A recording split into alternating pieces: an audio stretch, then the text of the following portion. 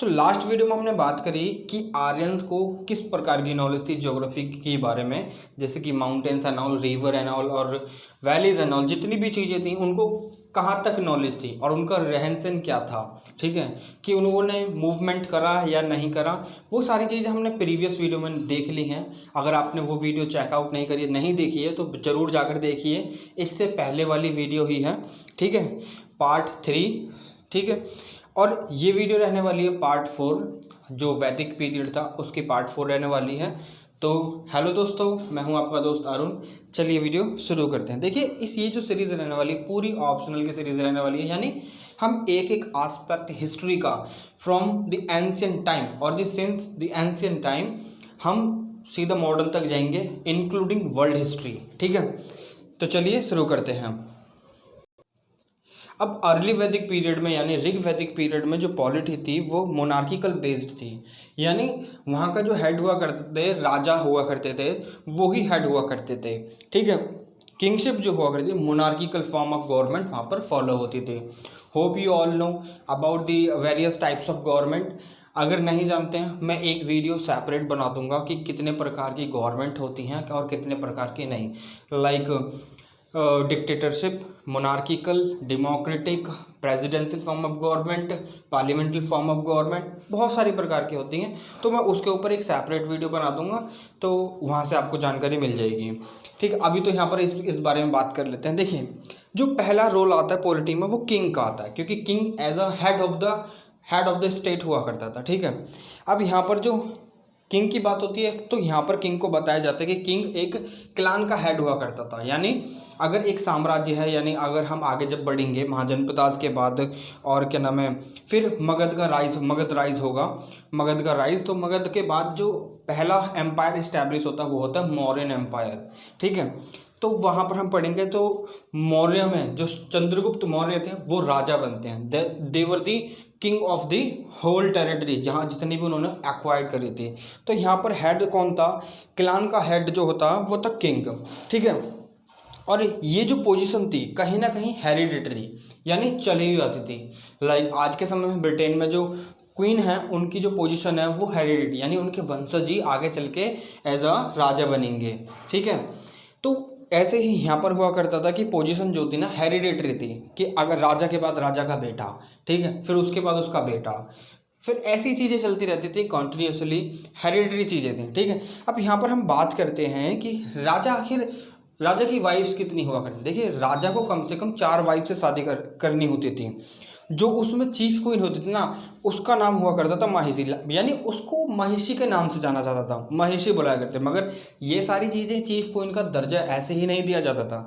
Chief queen का अगर दर्जा दिया जाना है तो वो डिसाइड करेगा युवराज, यानी क्राउन प्रिंस। अगर मगर क्राउन प्रिंस को चुनने के लिए एक समिति हुआ करती थी। ठीक है, उस समिति के लिए मैं अगली वीडियो में लेकर आऊँगा, उस समिति के बारे में बताऊँगा आपको कौन कौन सी समिति हुआ करती थी। ठीक है, अब यहाँ पर जो अगर क्राउन मतलब जो लड़का था रानी, एक रानी का, 4 रानी में से अगर किसी का लड़का होता है और वो क्राउन प्रिंस सिलेक्ट कर लिया जाता है तो उस रानी को एज अ चीफ क्वीन का दर्जा दे दिया जाता था। और पॉलीगैमी वहाँ पर एग्जिस्ट करती थी। Polygamy in the sense more than 1 wife, एक राजा की एक से ज़्यादा बीवियाँ। ठीक है, अब देखिए यहाँ पर लिखा हुआ कि she was chosen by the राजन। अब चीफ क्वीन को राजन के द्वारा चूज करा जाता था और डिटरमाइन करा जाता था कि उसका बेटा क्राउन प्रिंस बना है या नहीं बना है। तो वो भी डिसाइड करता था कि जो उसकी माँ है वो चीफ क्वीन बनेगी या नहीं बनेगी। मगर स्टेटस, जैसे कि अब मान के चलिए कि चीफ क्वीन की अगर पहले शादी हुई है, लाइक राजा की 4 बीवियाँ हैं, पहली, दूसरी, तीसरी, चौथी, पहली वाली से जो शादी हुई है वो पहले नंबर पर हुई है तो उसको चीफ क्वीन बना दिया जाए। नहीं, ऐसा नहीं होता था। होता क्या था कि जो सन था वो ही डिटरमाइन करता था कि चीफ क्वीन कौन है। ठीक है, चलिए आगे बढ़ते हैं। अब राजा की ड्यूटीज़ क्या क्या हुआ करती थी? पहली चीज कि राजा को जो ना एक सन प्रिक्योर करना, यानी एक लड़के को जन्म देना। लड़के को मतलब राजा जन्म नहीं देगा, ऑब्वियसली जो राजा की रानी है वो ही जन्म देगी, मगर राजा का काम यही था कि सन हो। ठीक है, और अपने किंगडम को एक्सपेंड करना, कि जितना बड़ा किंगडम होगा उतनी ही राजा की जय जयकार होगी, उतनी ही राजा को पावरफुल माना जाएगा। अब क्लान को भी प्रोटेक्ट करना होता था। अब राजा का काम भाई राजा है तो राजा को काम भी तो यही होगा कि उसकी जो क्लान है, उसकी प्रजा है, उसको प्रोटेक्ट करें। तो उसके बाद अगला जो काम आता है राजा का कि वो जितने भी पशु पक्षी हैं ना सबको, मतलब जितने पशु वगैरह हैं उनको भी प्रोटेक्ट करें, ठीक है। क्योंकि कहीं ना कहीं काऊ को जो ना सेक्रेड माना गया था, और हॉर्सेस को भी। अब यहाँ पर क्या था कि राजा के पास लिमिटेड पावर थी, और ये राजा को हमेशा जो पुरोहिता हुआ करता था ना वो हमेशा फॉलो करा करता था, ठीक है। क्योंकि राजा ना तो कभी बैटल डिसाइड करता था, मगर राजा एज अ मोरल एनफोर्सर था। देखिए मोरल एनफोर्सर यहाँ पर इसका मतलब ये है कि मान के चलिए एक वॉर लड़ी जा रही है दो राजाओं के बीच में, ठीक है। एक राजा दूसरा राजा, मगर सेना तो पूरी की पूरी अभी भी कायम है, लड़ रही है, मगर वहीं पर राजा की मृत्यु हो जाती है बाय डिफॉल्ट। तो वहाँ पर मान के चलिए ए और बी राजा हैं, बी की भी सेना है, ए की भी सेना है, ठीक है। अब वहाँ पर बी जो है उसकी मृत्यु हो जाती है बाय डिफॉल्ट, तो बी की जो सेना है वो हार जाएगी, ठीक है। और अगर जब सेना हार गई तो जब देखिए सेना हार, जब राजा ही नहीं रहा तो जो कहीं ना कहीं सेना का जो मोरल है ना वो कहीं ना कहीं नीचे गिर जाए कि अब हमारा राजा ही नहीं तो हमें लीड कौन करेगा। तो यहीं पर राजा का काम ये होता था कि वो मोरल है ना, नैतिक चीज़ें जो हैं, नैतिकता को एनफोर्स करे अपनी जो प्रजा है, अपनी सेना में, अपनी मतलब प्रजा में, अपने सब्जेक्ट्स में, ठीक है। अब बढ़ते हैं आगे। आगे जो एक अहम पर्सन आता है, अहम जो एक लीडिंग पर्सनैलिटी आती है वो होते हैं पुरोहिता। आखिर पुरोहिता कौन थे? पुरोहिता जो थे वो चीफ प्रिस्ट थे क्लान के। अगर कोई भी क्लान है तो वहाँ पर जो चीफ प्रिस्ट रहेंगे उनको मतलब पुरोहिता कहा जाता था, ठीक है। अब इनका काम क्या हुआ करता था? सैक्रिफाइस, कोई भी सैक्रिफाइस देना, यानी अगर कोई भी यज्ञ वगैरह करवाना है, यजना वगैरह कराना है तो वहाँ पर सैक्रिफाइस क्या देना है, क्या नहीं देना है, घी देना है, कोई मतलब एनिमल सैक्रिफाइस करना, ये सारी चीज़ें, मतलब ये सारी चीज़ें अभी तो प्रेजेंट नहीं है, मगर लेटर वैदिक पीरियड में ये सारी चीज़ें एडवेंट हो जाएंगी, ठीक है। और रिचुअल्स, क्या क्या रिचुअल्स हैं, मतलब क्या क्या चीज़ें करनी है, क्या क्या नहीं करनी है, और सेरेमनीज कैसे करनी है, प्रेयर कौन सी करवानी है, क्योंकि ऋग्वेदा यहाँ पर सारी चीज़ें अपने अंदर समेटे हुआ था, ठीक है। अब यहाँ पर ये जो पुरोहिता होते थे वे ये वाइज ओल्ड मैन रहते थे, यानी जिनको बहुत ज़्यादा जानकारी हुआ करती थी। कि मानते नहीं कि आज भी हमारे जो पूर्वज जो हमारे यहाँ पर दादी दादा होते हैं उनको काफ़ी ज़्यादा नॉलेज होती है अपने पिछले ज़माने की भी, तो वो सारी चीज़ें आज भी कंटिन्यूस हैं। लाइक हमारी जो मैरिज लाइफ है वो यहाँ से लेके आज तक भी कंटिन्यू है, तो ऐसे ही परफॉर्म करी जाती है। तो ओल्ड मैन जो थे उनको ज़्यादा समझदार माना जाता था, तो उन्हीं को ही चीफ पुरोहिता बना दिया जाता था, ठीक है। अब चीफ पुरोहिता को हमेशा राजन के द्वारा सिलेक्ट किया जाता था। अब चीफ पुरोहिता को देखिए जब उसके पास ये सारी जॉब्स हैं करने के लिए, यानी sacrifice and all, ritual, ceremonies, prayers and all, तो उसको भाई जानकारी भी तो होनी चाहिए। तो उसके लिए एक मतलब कंडीशन रखी गई थी कि उसको जो है ना वेदास में एक्सपर्ट होना बहुत ज़्यादा ज़रूरी है। अगर उसे वेद की नॉलेज ही नहीं होगी then he will not be perform all those kinds of things which are he is responsible for. तो यहाँ पर पुरोहिता के पास हमेशा बहुत ज़्यादा पावर हुआ करते थे। कैसे? क्योंकि वो ही डिसाइड करता था कि वॉर कहाँ होना है, कैसे होना है, और पीस ट्रीटी वगैरह उसकी टर्म्स एंड कंडीशंस वगैरह सब पुरोहिता के द्वारा ही डिसाइड करी जाती थी, ठीक है। अब पुरोहिता को बहुत ज़्यादा रेस्पेक्ट दिया। देखिए मानिए अगर किसी के पास सबसे ज़्यादा मतलब जानकारी है, ज्ञान का भंडार है, देन ये ज़रूरी बन जाता है कि हम उस पर्सन को रिस्पेक्ट दें, उस पर्सन की हम इज्जत वगैरह करें। तो कहीं ना कहीं वो हाईली रिस्पेक्टेड था पुरोहिता। यहाँ पर पुरोहिता को सबसे ज़्यादा रिस्पेक्टेड माना गया है, और यहाँ पर पुरोहिता को गॉड के सबसे ज़्यादा नज़दीक माना गया। क्योंकि देखिए अगर कोई भी प्रार्थना वगैरह करानी है, यानी गॉड से प्रे करानी है, प्लीज़ करना गॉड को, देन हियर जो पुरोहिता की जो ज़रूरत है ना वो बढ़ जाती है, ठीक है। यहाँ पर पुरोहिता को बुलाया जाता है, उससे कहा जाता है कि कैसे कैसे चीज़ें होनी है। यानी आज भी अगर हम कोई शादी वगैरह कराते हैं तो आपने देखा होगा मंडप में फेरे वगैरह पड़ते तो पंडित जी आते हैं, तो कहीं ना कहीं ये गॉड से कनेक्शन बिठाते हैं। क्योंकि गॉड से कनेक्शन बिठाने के लिए हमें एक प्रीस्ट की तो ज़रूरत होगी। तो यहाँ पर जो काम होता था प्रीस्ट का वो पुरोहिता को मतलब वो करते थे एग्जीक्यूट, ठीक है। और कहीं ना कहीं इस समय जो है ना पुरोहिता को फियरफुल भी देखा जाता, मतलब फियर की नज़रों से भी देखा जाता, क्योंकि यहाँ पर पुरोहिता का काम खाली यज्ञ वगैरह परफॉर्म करना ही नहीं था, क्योंकि उन्हें सारी चीज़ें डिसाइड करनी थी कि पनिशमेंट वगैरह भी तो देनी है भाई। अगर कोई गलत चीज़ होती है सोसाइटी में यानी क्लान में, तो उन चीज़ों को कैसे पनिश किया जाए, ये भी तो काम था पुरोहिता का।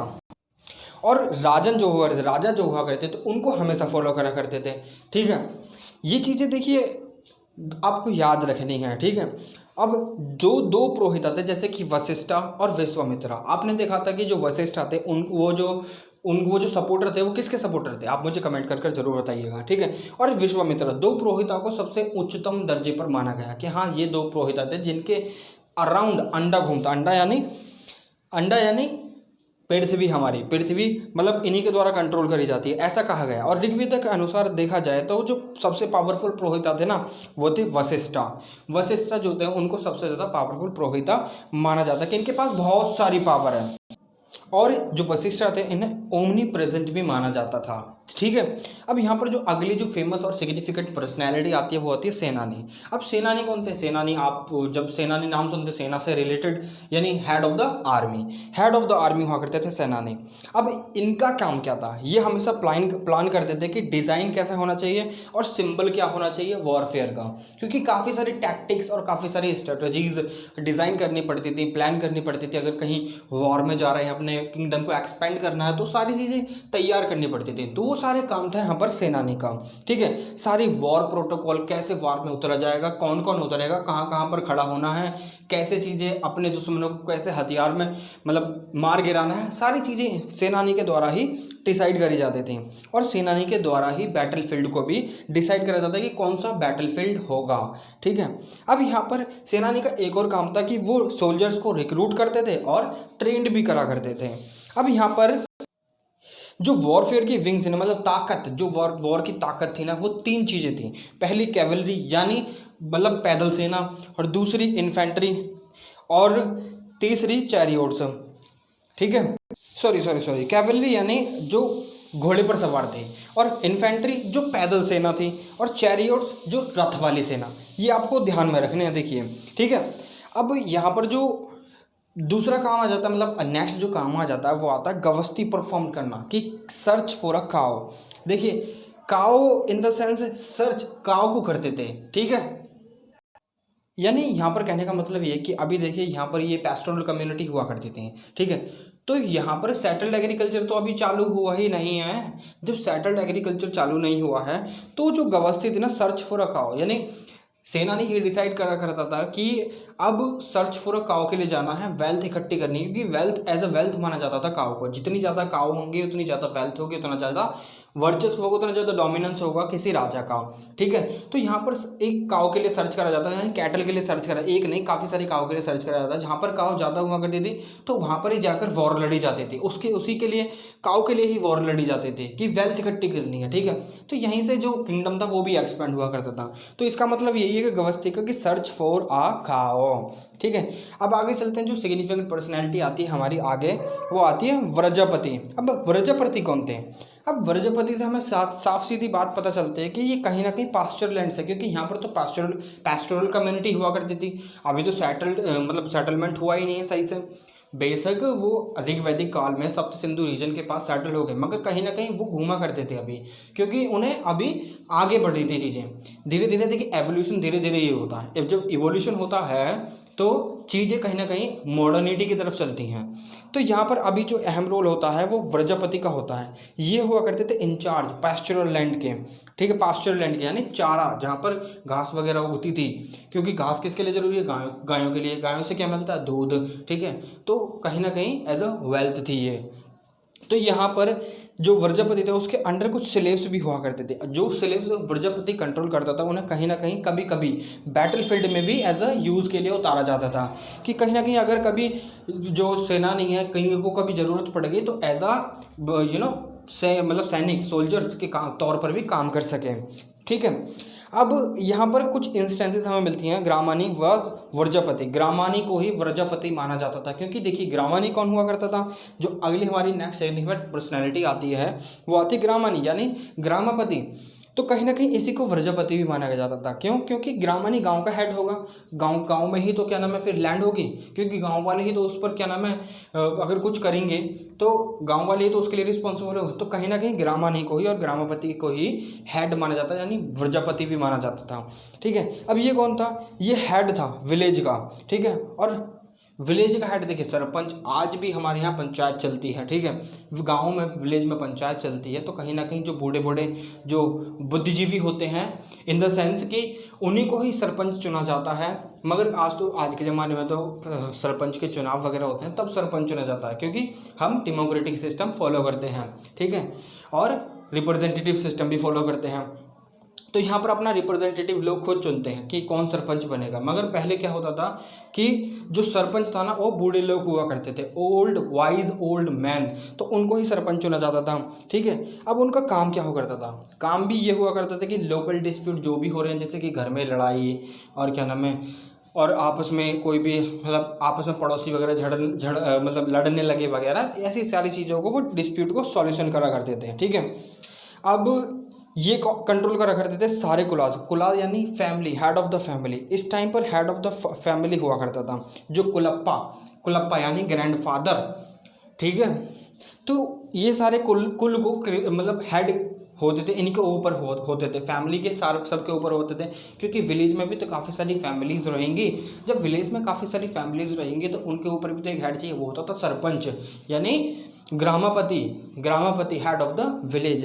तो ये थी वीडियो 4 चीज़ों के बारे में, 4 इंपॉर्टेंट यानी 5 इंपॉर्टेंट और सिग्निफिकेंट पर्सनैलिटी ऋग्वेद में। आगे हम बात करेंगे अगली वीडियो में कि असेंबलीज कितने प्रकार की हुआ करती थी ऋग्वेद में। फिर उसके बाद हम इकोनॉमी डिस्कस करेंगे, फिर उसके बाद हम आर्किटेक्चर डिस्कस करेंगे, फिर उसके बाद हमारा चालू होगा लेटर वैदिक पीरियड। तो इस वीडियो में इतना ही। तो आपको कैसी लगी ये video, do let me know in the comment box. अगर पसंद आई तो लाइक कीजिए, कमेंट कीजिए, कोई एक स्पेसिफिक टॉपिक है जिस पर आप वीडियो चाहते हैं, ठीक है, और सब्सक्राइब कीजिए, चैनल को सब्सक्राइब जरूर कीजिए, hit the like button and subscribe the channel, क्योंकि ये ज़्यादा जरूरी, तभी तो मेरी वीडियोज़ को थोड़ा सा रीच मिलेगा और पसंद आएंगी। अगर पसंद आती है लाइक भी कीजिए, ठीक है। तो इस वीडियो में इतना ही, अगली वीडियो में आपसे फिर मुलाकात होगी एक और इन्फॉर्मेशन के साथ। तब तक के लिए जय हिंद।